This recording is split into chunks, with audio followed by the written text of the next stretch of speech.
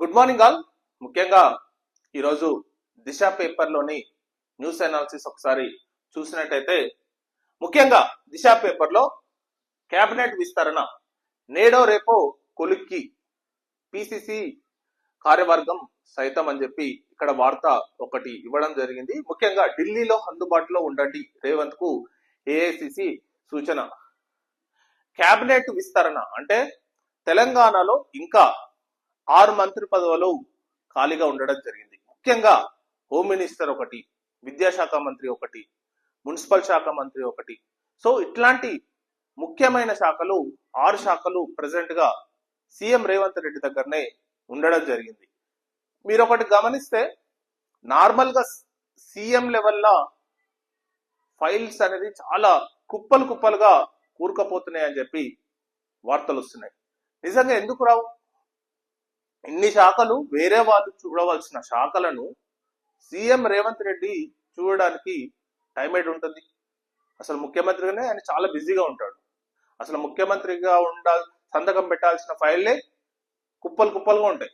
So మన అట్లాంటి కాక ఈ 6 శాఖలు కూడా తన ఇన్ఛార్జిగా ఉండడం వల్ల సో ఆ ఫైల్స్ కూడా పెండింగ్ లోనే ఉన్నాయని చెప్పి చాలా మంది చెప్తున్నారు. కానీ ఈ ముఖ్యంగా ఈ నిర్ణయం అనేది కాంగ్రెస్ పార్టీ హైకమాండ్ తీసుకోవాల్సిన అవసరం ఎంతైనా ఉంది. ఎందుకంటే కాంగ్రెస్ పార్టీ ఎమ్మెల్యేలు కూడా ఎదురు చూస్తున్నారు, మాకు మంత్రి పదవి ఎప్పుడు వస్తుంది, మాకు మంత్రి పదవి ఎప్పుడు వస్తుంది అని చాలా మంది ఎదురు చూస్తున్నారు. సో వాళ్ళు ఎవరికో ఒకరికి మంత్రి పదవి అనేది ఇవ్వాల్సిన సమయం అనేది ఖచ్చితంగా ఉందని చెప్పాలి. ఎందుకంటే ఇప్పటికే లేట్ అయిపోయింది.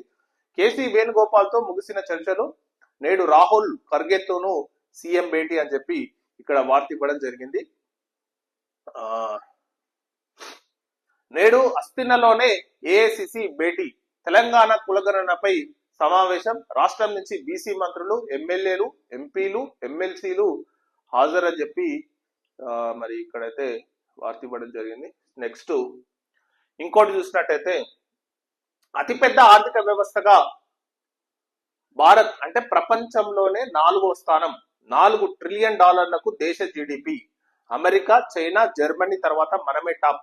జపాన్ ను వెనక్కి నెట్టిన ఇండియా. ఇక్కడ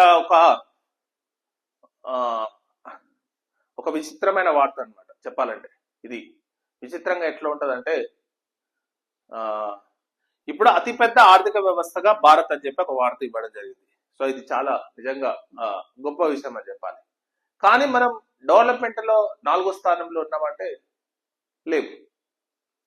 మనకంటే ఇప్పుడు జపాన్ దాటినామని చెప్పి ఒక వార్త ఇవ్వడం జరిగింది. మరి జపాన్ కంటే డెవలపింగ్ లో ముందున్నామంటే లేము. ఎక్కడిక్కడ ఒక చిన్న లాజిక్ ఉంది. మనం ఒకసారి దీన్ని మామూలుగా చూసినట్టయితే,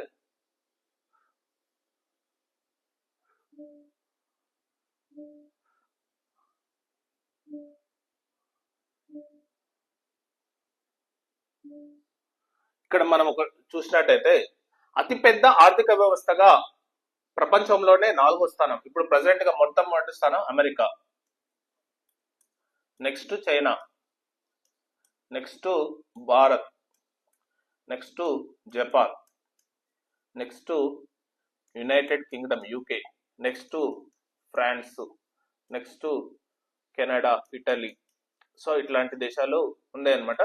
అమెరికా వచ్చేసి $30 ట్రిలియన్, చైనా వచ్చేసి $90 ట్రిలియన్, భారత్ వచ్చేసి $4.15 ట్రిలియన్, జపాన్ కూడా ఆల్మోస్ట్ $4.10 ట్రిలియన్.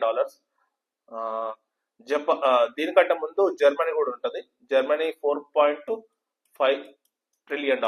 అంటే అమెరికా, చైనా, జర్మనీ తర్వాత మనం 2047 వరకు మనం 3వ స్థానాన్ని దాటిపోతామని చెప్పి నీతి ఆయోగ్ సిఇఓ సుబ్రహ్మణ్యం చెప్పారని చెప్పారు. కాకపోతే ఇక్కడ ఒక లాజిక్ ఏంటంటే, జపాన్ ఆర్థిక వ్యవస్థను దాటేశాం ఒక మాట.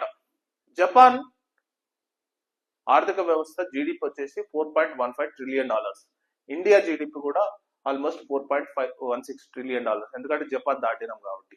కానీ ఇక్కడ ఒక లాజిక్ గమనించాల్సి వస్తే, జపాన్ జనాభా 12 కోట్లు, ఇండియా జనాభా 140 కోట్లు. ఇక్కడ పర్ క్యాపిటల్ చూసుకుంటే మన పర్ క్యాపిటా 1,50,000 మనం యావరేజ్ గా సంపాదిస్తాం అనమాట. అంటే భారతదేశంలో ఒక సగటు మనిషి తన సంవత్సర కాలంలో 1,50,000 సంపాదిస్తున్నాడు యావరేజ్ గా. ఇది ఇండియన్ జీడిపి క్యాలిక్యులేషన్, అంటే ఆల్మోస్ట్ $2,000 కింద కన్వర్ట్ చేస్తే. అదే జపాన్కి వస్తే $50,000.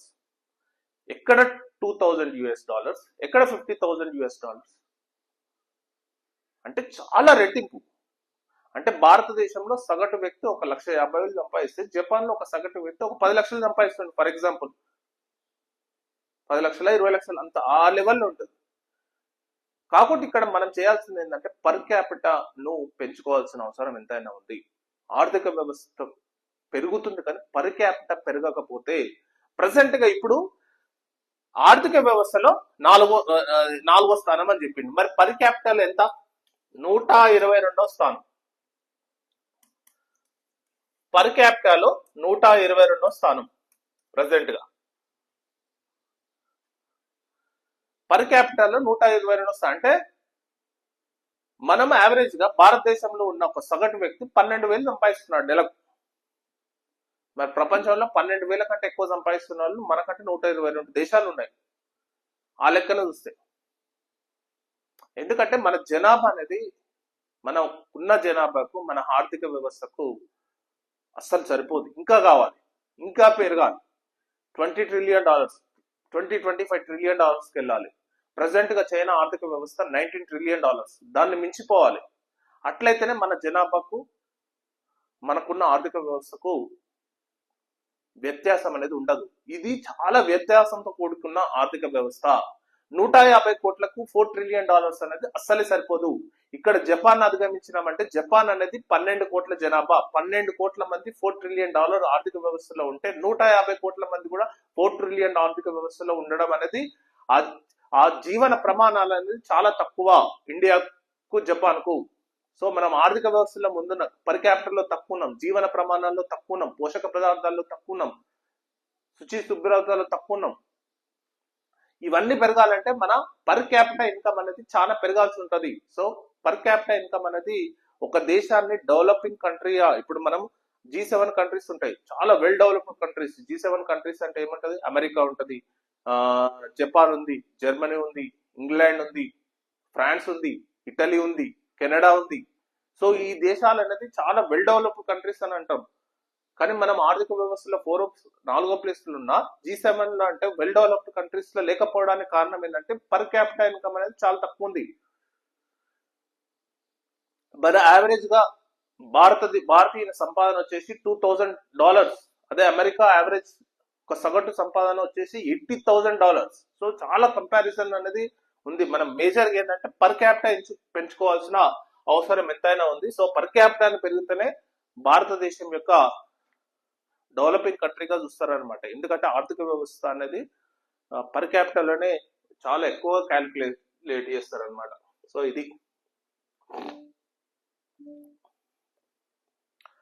నెక్స్ట్ ఒకసారి మనం ఇక్కడ చూసినట్టయితే, కుటుంబంలో ఒకరికే యువ వికాసం తుది దశకు లబ్ధిదారుల ఎంపిక 1-2 రోజుల్లో ప్రక్రియ పూర్తికి చర్యలు అని చెప్పి ఒక వార్త ఇవ్వడం జరిగింది. సో ఇది రాజీవ్ యువ వికాసానికి సంబంధించిన లోన్ గురించి. సో ఈ లోన్ ప్రజెంట్ గా 1,00,000 లోపే, మొదటి విడతగా 1,00,000 లోపు రుణాలు ఇస్తున్నారని చెప్పి వార్త ఇవ్వడం జరిగింది. నెక్స్ట్ సైలెంట్ 2 రోజులుగా ఎమ్మెల్సీ కవిత మౌనం, కుటుంబ సభ్యులు బంధువులతో మాత్రమే చర్చలు, పార్టీ నాయకులు జాగృతి నేతలకు దూరంగానే తదుపరి కార్యాచరణపై వెలువడని ప్రకటన. సో పూర్తిగా కవితకు వాళ్ళ మరి కేసీఆర్ కు కేటీఆర్ కు పూర్తిగా అగాధం మాత్రం ఏర్పడింది. సో బీఆర్ఎస్ కార్యకర్తలు ఎవ్వరు కూడా కవిత వైపు చూడట్లేదు. ఎందుకంటే ఇదివరకు ఆమెను రెగ్యులర్ గా కలిసే బీఆర్ఎస్ నాయకులు కూడా ఇక కలవడం ఆపేసారు. అసలు బీఆర్ఎస్ పార్టీ కార్యకర్తలు కూడా మెల్లగా ఆమెపై సుత్తిమెత్తగా విమర్శలు చేయడానికి ప్రయత్నిస్తున్నారు అనమాట. ఇంకా ఘాటుగా వెళ్ళలేదు, సుత్తిమెత్తగా. ఇప్పుడు గంగుల కమలాకర్ కరీంనగర్ సంబంధించిన నాయకుడు, బీఆర్ఎస్ నాయకుడు ఏమన్నాడు? ఎవరైనా పార్టీ పెట్టుకోవచ్చు, ఇక అంటే మెల్లగా శుతిమెత్తగా ఏదైనా ఉంటే అంతర్గతంగా మాట్లాడాలి, ఇంటర్నల్ గా మాట్లాడాలి, కానీ బయట మీడియా పరంగా మాట్లాడొద్దని చెప్పి గంగుల కమలాకర్ అనడం జరిగింది. సో మెల్లగా ఈ బీఆర్ఎస్ కార్యకర్తలు కవితను డిజోన్ చేసుకోవడానికి మెల్లమెల్లగా ప్రయత్నిస్తున్నారు. ఆమెకు మాకు ఇంకా పూర్తిగా సంబంధం లేదు. తెలంగాణ జాగృతి కూడా, తెలంగాణ అంటే కవిత నడిపిస్తున్న తెలంగాణ జాగృతి కార్యకర్తలు కూడా బీఆర్ఎస్ పార్టీని డిజోన్ చేసుకునే ప్రయత్నం చేస్తున్నారు.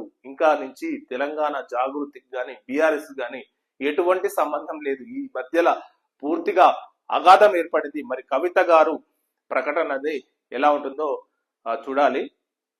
ఒకటి, పార్టీ పెట్టడం సంబంధిస్తే కవిత గారు పార్టీ పెట్టవచ్చు. ప్రజాస్వామ్యంలో ఎవరైనా పార్టీ పెట్టే అవకాశం ఉంటుంది. కానీ ఒకటి మాత్రం గుర్తుంచుకోవాల్సింది ఏంటంటే, మొట్టమొదటిగా పేపర్లో వాళ్ళు చాలా మంది హైలైట్ చేస్తారు, మీరు పార్టీ పెట్టండి, ఇదైపోతుంది అదైపోతుంది అని చెప్పి మునగకాడ చెట్టు ఎక్కించినట్టు ఎక్కిస్తారు ఫస్ట్.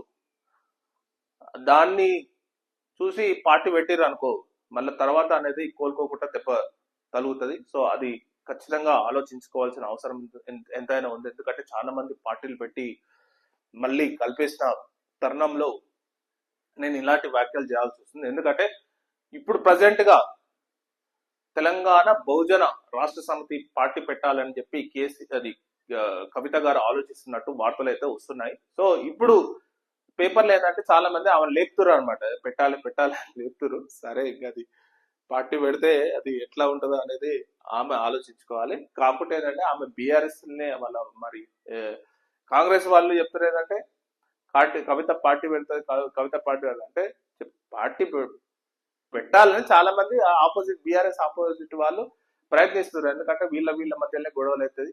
ఈమె పార్టీ పెడితే ఖచ్చితంగా బీఆర్ఎస్ ఓటు బ్యాంక్ అనేది ఎంతో కొంత చీలిపోతుంది. ఆ చీలిపోవడం అనేది వేరే పార్టీలకు ఉపయోగపడుతుంది అన్న ఉద్దేశంతో ఈమె పార్టీ పెట్టాలి అని చెప్పి ఈమె లేపుతుంటారు అనమాట కొంతమంది. సో దాంట్లో మరి కవిత గారు ఎంతవరకు పెడతారా అనేది ఆమె ఆలోచించుకొని నిర్ణయం తీసుకుంటది అనుకుంటా.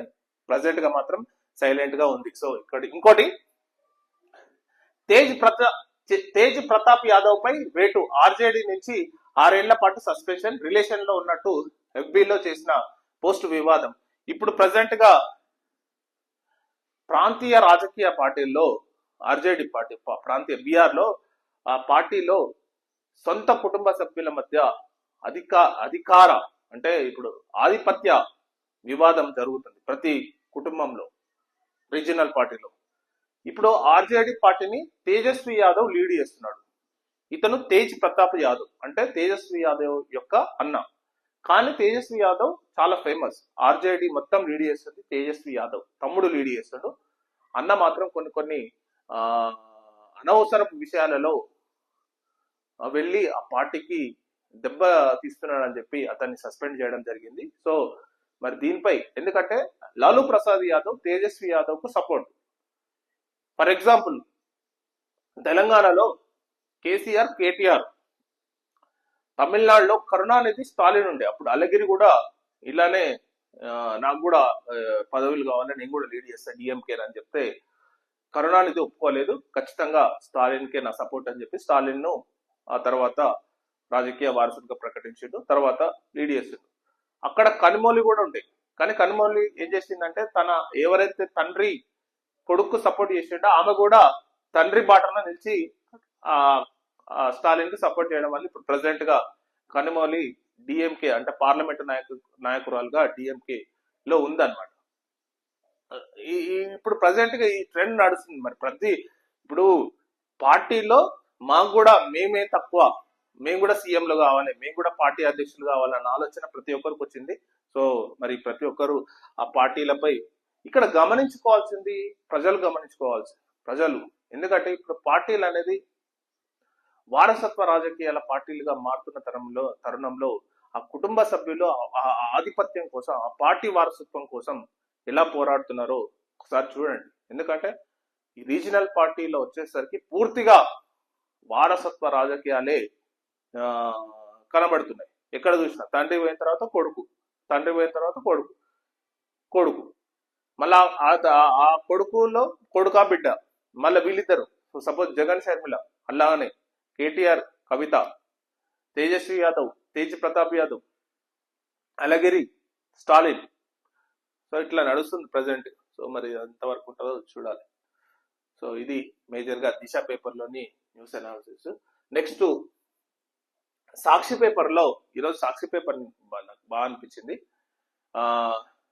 ఓడ నుంచి లీక్ అయిన రసాయనాలు, కొచ్చి తీరంలో బోల్తా పడిన లైబీరియా నౌకల్లో ఉన్న రసాయనాలు సముద్రంలో లీక్ అయి వేగంగా విస్తరిస్తున్నాయని కేరళ ప్రభుత్వం చెప్పింది. యాక్చువల్లీ ఏంటంటే లైబీరియా కార్గో షిప్ అంటే రసాయనాల కార్గో షిప్ కొచ్చిన్ తీరంలో ఈ ఓడ షిప్ అనేది పూర్తిగా మునిగిపోయింది. సో అందులో ఉన్న సిబ్బందిని మాత్రం భారతదేశ ఐఎన్ఎస్ వాళ్ళు కాపాడడం జరిగింది. 27 మందిని సేఫ్ గా వాళ్ళని బయటకు తీసుకురావడం జరిగింది. కాకపోతే ఆ కార్గో షిప్ లో అత్యంత ప్రమాదకరమైన రసాయనాలు లీక్ అయినట్లు వాళ్ళు చెప్పారు. సో దీనికి అనుగుణంగా ముందుగా చేపలు పట్టే వాళ్ళు కానీ ఎవరు కానీ ఆ ఏరియాలో తిరగొద్దని చెప్పి ఆదేశాలు కూడా ఇవ్వడం జరిగింది. సో దానిపై ఈ వార్త ఇవ్వడం జరిగింది. సో తేజ్ ప్రతాప్ సస్పెన్షన్ అందులోనే చూడడం జరిగింది. నెక్స్ట్ ఉక్రెయిన్ పై విరుచుకుపడ్డ రష్యా. ఉక్రెయిన్ పై రష్యా భీకర దాడులు చేసింది. మొత్తం 69 క్షిపణులు, 298 డ్రోన్లను ప్రయోగించింది ఉక్రెయిన్ పేర్కొంది. సో ఇది ఉక్రెయిన్ పై విరుచుకుపడ్డ రష్యా. సో వీళ్ళు శాంతి చర్చలు జరుపుతామని చెప్పి ఇది Ukraine president Zelensky, Russia president Putin వీళ్ళు టర్కీ రాజధాని ఇస్తాంబుల్లో శాంతి చర్చలు జరుపుతామని చెప్పి ప్రకటించారు, కానీ అది తుది ఫలితం అయితే రాలేదు. సో దాని వల్ల ఇంకా యుద్ధం అనేది కంటిన్యూగానే జరుగుతుంది. నెక్స్ట్ హార్వర్డ్ లో విదేశీయులే ఎక్కువ. హార్వర్డ్ యూనివర్సిటీలో చదువుతున్న వారిలో 31% విదేశీ విద్యార్థులే ఉన్నారని, వారి వివరాలను వెల్లడించాలని ట్రంప్ ఆదేశించడం జరిగింది. మీరు ఇక్కడ ఒకటి చూసినట్టయితే హార్వర్డ్ ప్రపంచంలోనే చాలా ఓల్డెస్ట్ యూనివర్సిటీ అంటారు. 1629వ సంవత్సరంలో Harvard university John Harvard Cambridge Massachusetts అంటే యుఎస్ లో మిసాచుసెట్స్ నగరంలో ఏర్పాటు చేయడం జరిగింది. ఈ యూనివర్సిటీ యొక్క స్పెషాలిటీ ఒకటి మనం గమనించినట్టయితే ఈ యూనివర్సిటీలో చదువుకున్న 8 మంది యుఎస్ ప్రెసిడెంట్స్ అయ్యారు అనమాట. యుఎస్ఏ ప్రెసిడెంట్స్ అయ్యారు అంటే ఈ యూనివర్సిటీలో చదువుకున్న 8 మంది అమెరికా ప్రెసిడెంట్లు కావడం జరిగింది. ఫర్ ఎగ్జాంపుల్ బరాక్ ఒబామా ఈ యూనివర్సిటీలోనే చదువుకున్నాడు. జార్జ్ డబ్ల్యూ బుష్ ఈ యూనివర్సిటీలోనే చదువుకున్నాడు. జాన్ ఎఫ్ కెనడీ ఈ యూనివర్సిటీలోనే చదువుకున్నాడు. సో 8 మంది యుఎస్ ప్రెసిడెంట్లను ఈ హార్వర్డ్ యూనివర్సిటీ అందించింది. అథ్లెట్స్ స్పోర్ట్స్ విషయానికి వస్తే 110 అక్షరాల ఒలింపిక్ గోల్డ్ మెడలిస్ట్ ఈ యూనివర్సిటీ నుంచి తెచ్చుకున్నాడు. అంటే యూనివర్సిటీ బయటకు వెళ్ళి స్పోర్ట్స్ లో అత్యద్భుతంగా రాణించి ఒలింపిక్ లో గోల్డ్ మెడల్స్ సాధించడం జరిగింది. ఒక లెక్కలేని 100 నుంచి 150 వరకు నోబెల్ ప్రైజెస్ ఈ యూనివర్సిటీలోని స్టూడెంట్స్ కు రీసెర్చర్స్ కు రావడం జరిగింది. ప్రతిష్టాత్మక అవార్డులన్నీ ఈ యూనివర్సిటీ విద్యార్థులకు రావడం జరిగింది. మార్క్ జుకర్బర్గ్ ఫేస్బుక్ వ్యవస్థాపకుడు కూడా ఈ యూనివర్సిటీ నుంచి ఎంతో కొత్త స్టార్టప్లు ప్రపంచాన్ని ఈ రోజు టెక్నాలజీ పరంగా ఇంత అత్యద్భుతంగా టెక్నాలజీ పరంగా ప్రపంచం ఎలా మారిందంటే ఈ యూనివర్సిటీలో చదువుకున్న విద్యార్థులే స్టార్టప్ గా చేసి ఈ ప్రపంచాన్ని మార్చడం జరిగింది. ఫర్ ఎగ్జాంపుల్ బిల్ గేట్స్ కూడా ఈ హార్వర్డ్ యూనివర్సిటీ విద్యార్థి. సో ఈ ప్రపంచంలోనే చాలా ఓల్డెస్ట్ యూనివర్సిటీ. ఎంతో మంది విదేశీ విద్యార్థులు అందులో చదువుకున్నారు. ఫర్ ఎగ్జాంపుల్ ఇండియా నుంచి రతన్ టాటా, చిదంబరం, ఆనంద్ మహేంద్ర ఇట్లాంటి గొప్ప బిజినెస్ మ్యాన్స్, పొలిటీషియన్స్ ఈ యూనివర్సిటీలో చదువుకున్న వాళ్ళే. కానీ ట్రంప్ తీసుకున్న నిర్ణయం ఏంటంటే హార్వర్డ్ యూనివర్సిటీలో విదేశీ విద్యార్థులకు ప్రవేశం లేదని చెప్పి ఒక ఆర్డర్ ఇవ్వడం జరిగింది. కానీ ఇక్కడ హార్వర్డ్ యూనివర్సిటీ కోర్టుకు వెళ్ళింది. అమెరికన్ ఫెడరల్ కోర్టుకు వెళ్తే అమెరికన్ ఫెడరల్ కోర్టు దానిపై స్టాప్ చేసింది. ఈ నిర్ణయాన్ని స్టాప్ చేసింది. అంటే విదేశీ విద్యార్థులు చదువుకునేందుకు వీలు కాకుండా ట్రంప్ తీసుకున్న నిర్ణయం అనేది చాలా దుర్మార్గం అని చెప్పి హార్వర్డ్ యూనివర్సిటీ కూడా అనడం జరిగింది. ప్రెసెంట్ గా వాళ్ళు కోర్టుకు వెళ్ళడం జరిగింది. కోర్టు దాన్ని స్టే చేయడం జరిగింది. కానీ అమెరికా ప్రెసిడెంట్ కు అధికారం అనేది ఒక అత్యధిక అధికారాలు ఉంటాయి అన్నమాట. సో ఆ అధికారాన్ని ఉపయోగించి హార్వర్డ్ యూనివర్సిటీలో చదువుతున్న 31% విదేశీ విద్యార్థులు ఉన్నారు. వారి వివరాలు కావాలని చెప్పి ఆ యూనివర్సిటీకి హుకుం జారీ చేయడం జరిగింది. అంటే ఇప్పుడు అమెరికన్ ప్రెసిడెంట్ కు అధికారాలు ఉంటాయి. సో ఆ అధికారాలను ఇప్పుడు ప్రెసిడెంట్ గా ఉపయోగిస్తున్నాడు అనమాట. ఆ యూనివర్సిటీపై ఉపయోగిస్తున్నాడు. అతనికి మరి ఇప్పుడు 30% అంటే 6,700 విదేశీ విద్యార్థులు ఆ యూనివర్సిటీలో చదువుకుంటున్నారు. సో వాళ్ళపై మరి ఎందుకు పగబడుతుండో ఇది అర్థమైతలేదు. సో ఇది కానీ కోర్టు మాత్రం కొట్టేయడం జరిగింది.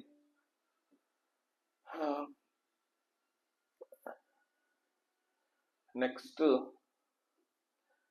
బనకచెర్లతో తెలంగాణకు భారీ నష్టం, సాగునీటి ప్రయోజనాలు కాపాడడంలో సర్కారు విఫలం, హరీష్ రావు అనుమతులు లేకున్నా కేంద్ర సహకారంతో ఏపీ పనులు చేస్తుంది, రాష్ట్రానికి చెందిన కేంద్ర మంత్రులు కిషన్ రెడ్డి, సంజయ్ పట్టించుకోవడం లేదు, ప్రాజెక్టును ఆపకుంటే ఢిల్లీ సిడబ్ల్యూసి కార్యాలయం ముందు ధర్నా చేస్తామని చెప్పి కేటీఆర్ ఒకటి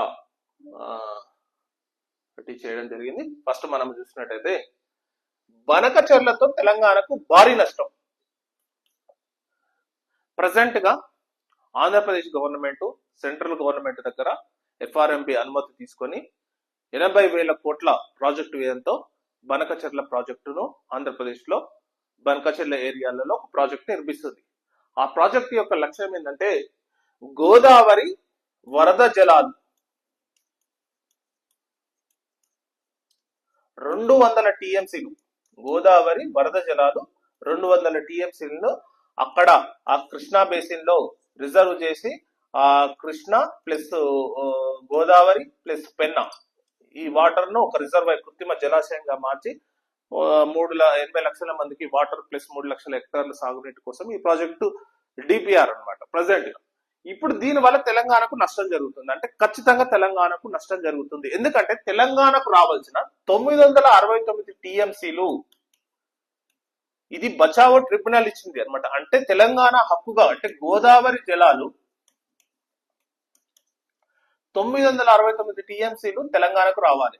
కానీ ఇందులో ఇంకా 50 టీఎంసీల ప్రాజెక్ట్స్ మనకు ఇన్కంప్లీట్ ఉన్నాయి. అంటే 50 టీఎంసీల వాటర్ ప్రాజెక్ట్స్ మనం ఇంకా పెండింగ్ లో ఉంది. సెంట్రల్ గవర్నమెంట్ పర్మిషన్ ఇవ్వలేదు. అవేంటంటే సమ్మక్క సారక్క ప్రాజెక్టు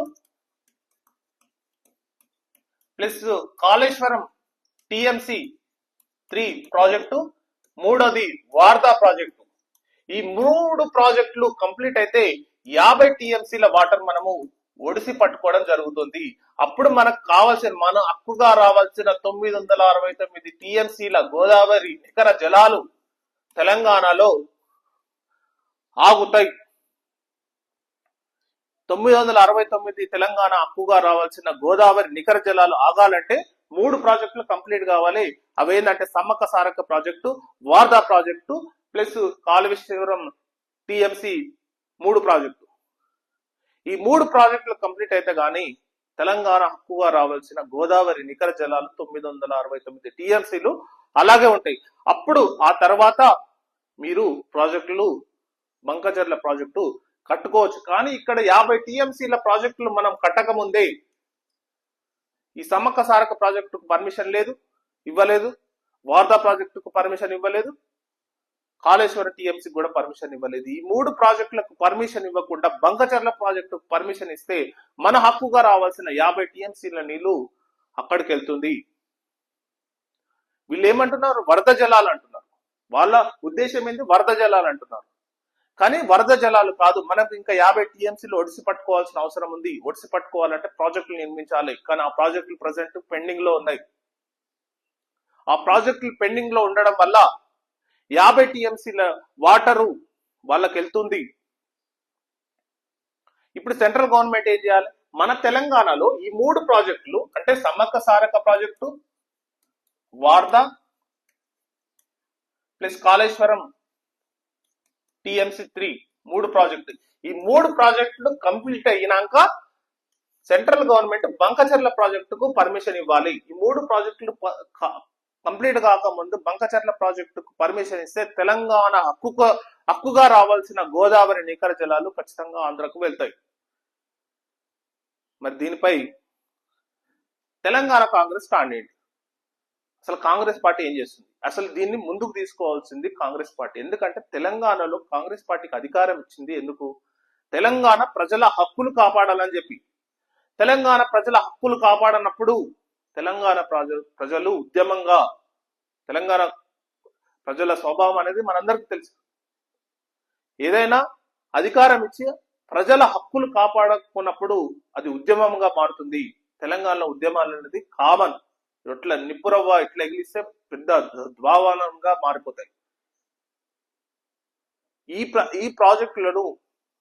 ఈ ప్రాజెక్టులు కట్టకుండా మనము బంకచర్ల ప్రాజెక్టు, అంటే అసలు బంకచర్ల ప్రాజెక్టు కట్టాలంటే తెలంగాణ ఏదైనా సరే గోదావరి నదిపై కానీ కృష్ణా నదిపై కానీ ఏదైనా ప్రాజెక్టు కట్టాలంటే ఖచ్చితంగా పర్మిషన్ తీసుకోవాలి. గోదావరి బోర్డు పర్మిషన్ తీసుకోవాలి, కృష్ణా బోర్డు పర్మిషన్ తీసుకోవాలి, ఎపెక్స్ కౌన్సిల్లో పర్మిషన్ తీసుకోవాలి.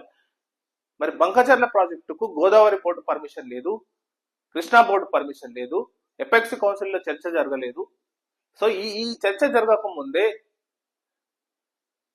నీకు ఇప్పుడు గోదావరి ట్రిబ్యునల్ వాళ్ళు సెక్షన్ 3 ప్రకారం ట్రిబ్యునల్ ఏర్పాటు చేసుకో అంటే ట్రిబ్యునల్ రాకముందుకే వీళ్ళు ప్రాజెక్టు కడతారు. ఒకవేళ ట్రిబ్యునల్ వచ్చిన తర్వాత మేము ఆల్రెడీ ప్రాజెక్ట్ కట్టినాం, దీనిపై మేము ఇంత ఇన్వెస్ట్మెంట్ చేసినాం, దీన్ని ఆపడం కుదరదు అని చెప్పి ట్రిబ్యునల్ కు చేస్తారు. సో ప్రజెంట్ గా ఏంటంటే తెలంగాణ కాంగ్రెస్ పార్టీ దీనిపై చాలా రెస్పాన్సిబిలిటీ ఉంది. ఇంకోటి బీజేపీకి 8 మంది ఎంపీలు ఇచ్చారు. దీనిపై ఖచ్చితంగా మాట్లాడదు. అంటే ఎవరో టీఆర్ఎస్ అన్నారని కాదు, నార్మల్ గా కూడా దీనిపై ఒకసారి మీరు కూడా చూడండి. బీజేపీ నాయకులు ఎంపీలు కూడా, ఎందుకంటే మీకు కూడా 8 ఎంపీలు ఇచ్చారు. ప్లస్ తెలంగాణ సెంట్రల్ గవర్నమెంట్ లో మీరు సిడబ్ల్యూ జలశక్తి ఇప్పుడు సెంట్రల్ గవర్నమెంట్ లో మీరే ఉన్నారు కాబట్టి మీరు కూడా ఒకసారి చూసి తెలంగాణ ప్రజల హక్కులను కాపాడాల్సిన బాధ్యత ఖచ్చితంగా బీజేపీ అండ్ కాంగ్రెస్. ఇక్కడ తెలంగాణలో కాంగ్రెస్ ఉంది, సెంట్రల్ గవర్నమెంట్ లో బీజేపీ ఉంది. ఈ ఇద్దరు పార్టీలు తెలంగాణ ప్రజల హక్కులు కాపాడాలి. ఎందుకంటే 50 టీఎంసీల నీటిని ఆంధ్రాకి ఇవ్వడం అనేది ఇది పూర్తిగా అన్యాయము. దీనిపై మరి తెలంగాణ ప్రజలు నీళ్లు కోసమే ఎంతో ఉద్యమాలు చేశారు. ఒకవేళ వాళ్ళకి పర్మిషన్ ఇస్తే ఈ 3 projects Telangana Congress government complete చేయాలి. సమ్మక్క సారకు, వారద ఈ ప్రాజెక్ట్ కంప్లీట్ చేయాలి. ఈ ప్రాజెక్టులు కంప్లీట్ చేయకుండా బంకచర్ల ప్రాజెక్టు కడితే తెలంగాణకు 50 టీఎంసీల నీరు దక్కకుండా పోతుంది. అవి వరద జలాలు కాదు.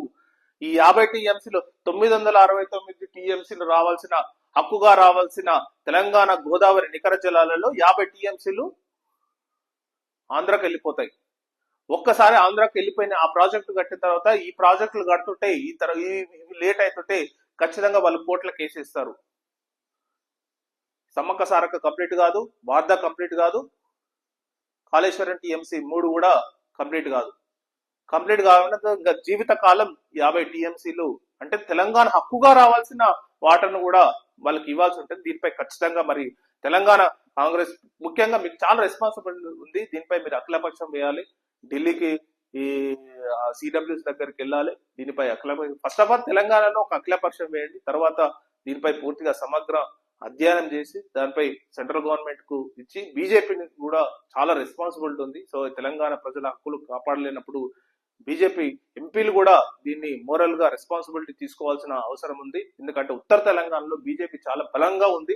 మీకు ఎన్ని ఎంపీలు ఇచ్చారు. సో ఆ ప్రజల హక్కులను కాపాడలేనప్పుడు చాలా ఇబ్బంది మీకే ఉంటుంది. సో దీనిపై ఖచ్చితంగా తెలంగాణలోని రాజకీయ పార్టీలన్నీ నిర్ణయం తీసుకొని ఈ బంకచర్ల ప్రాజెక్టును ఖచ్చితంగా ఆపాల్సి ఉంటుంది. ఎందుకంటే తెలంగాణ హక్కుగా రావాల్సిన 969 టీఎంసీల 50 టీఎంసీల వాటర్ను ఆంధ్రాకి ఇవ్వడం అనేది ఇది పూర్తిగా తెలంగాణ ప్రజల నీటి హక్కులను కాలరాయడమే. సో ఇదండి news analysis. Thank you very much.